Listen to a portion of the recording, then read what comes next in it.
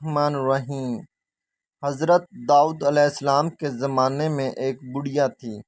اس نے ایک مرتبہ 3 روٹیاں راہ خدا میں دیں اور پھر آٹا گوندنے بیٹھی۔ اچانک ہوا آئی اور اس کا سارا آٹا اٹھا کر لے گئی۔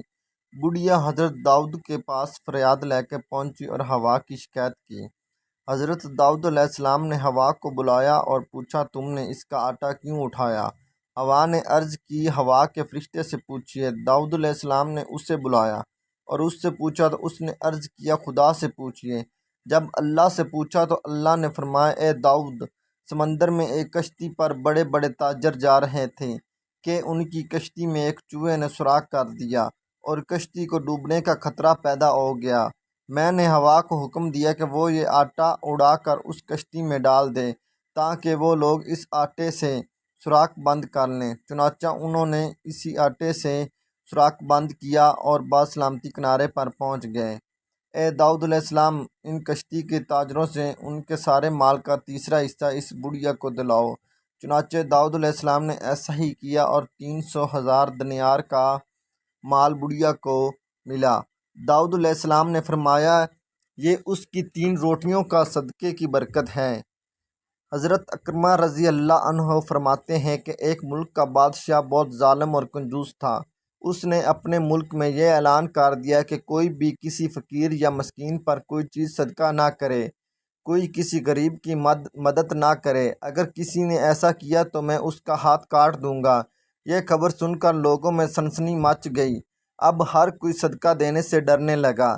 ایک دن ایک فقیر مجبور ہو کر ایک عورت کے پاس آیا اور کہا، اللہ کی رضا کی خاطر مجھے کچھ کھانے کے لیے دو۔ تو عورت بولی، ہمارے ملک کے بادشاہ نے اعلان کیا ہے کہ جو کسی کو صدقہ دے گا اس کا ہاتھ کاٹ دیا جائے گا۔ فقیر نے کہا، تم مجھے اللہ کی رضا کی خاطر کوئی کھانے کی چیز دے دو۔ عورت کو اس فقیر پر بہت ترس آیا اور اس نے بادشاہ کی ناراضگی اور سزا کی پرواہ کیے بغیر اللہ کی رضا کے لیے اس فقیر کو 2 روٹیاں دے دیں۔ فقیر دعائیں دیتا ہوا وہاں سے چلا۔ جب بادشاہ کو یہ پتہ چلا کہ فلاں عورت نے 2 روٹیاں صدقہ کی ہیں تو وہ سخت ناراض ہوا اور پھر اس نے اس عورت کے ہاتھ کٹوا دیے اور اسے شہر سے بھی نکال دیا۔ اس عورت کا ایک شیرخوار بچہ بھی تھا جسے اس نے اپنے کندھوں پر سوار کر لیا اور لے کر شہر سے باہر چلی گئی۔ راستے میں اسے بہت سخت پیاس لگی۔ پاس ہی دریا تھا۔ اس نے سوچا پانی پی لینا چاہیے۔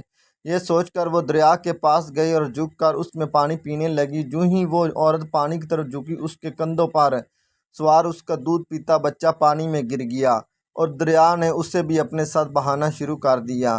یہ دیکھ کر عورت نے پریشانی کے عالم میں چیخنا اور چلانا شروع کر دیا۔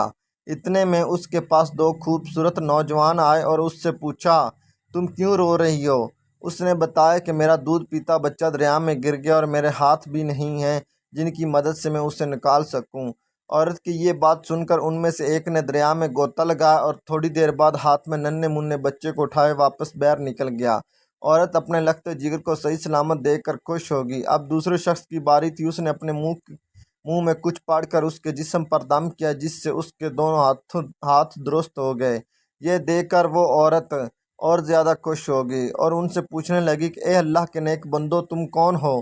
انہوں نے کہا کہ کیا تو نے ہمیں پہچانا نہیں؟ اس نے کہا نہیں۔ انہوں نے کہا، ہم تمہاری وہ 2 روٹیاں ہیں جو تو نے اللہ کی راہ میں صدقہ کی تھیں، جن کی وجہ سے تو مصیبت میں مبتلا ہوئی۔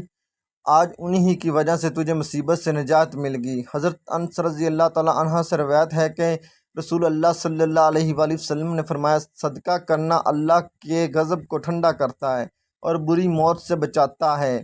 اللہ کے غضب کو ٹھنڈا کرتا ہے کا مطلب یہ ہے کہ جو شخص اللہ کی راہ میں اپنا مال خرچ کرتا ہے اس سے اللہ تعالیٰ دنیا میں عافیت و سکون کے ساتھ رکھتا ہے اور اس سے پر بلائیں نازل نہیں کرتا۔ بری موت سے بچاتا ہے کا مطلب یہ ہے کہ صدقہ خیرات کرنے والا مرنے کے وقت بری حالت سے محفوظ رہتا ہے، یعنی نہ تو اسے شیطان اپنے وسوسوں میں مبتلا کر پاتا ہے، نہ وہ شخص کسی ایسی سخت بیماری تکلیف میں مبتلا ہوتا ہے جس کی وجہ سے وہ ضبط کا دامن چھوڑ کر کفر و کفران کے دلدل میں پھنس جائے۔ حاصل یہ ہے کہ اللہ کی خوشنودی اور رضا کی خاطر اپنا مال و زر خرچ کرنے والا خاتمہ بالخیر کی ابدی سعادت سے نوازا جاتا ہے۔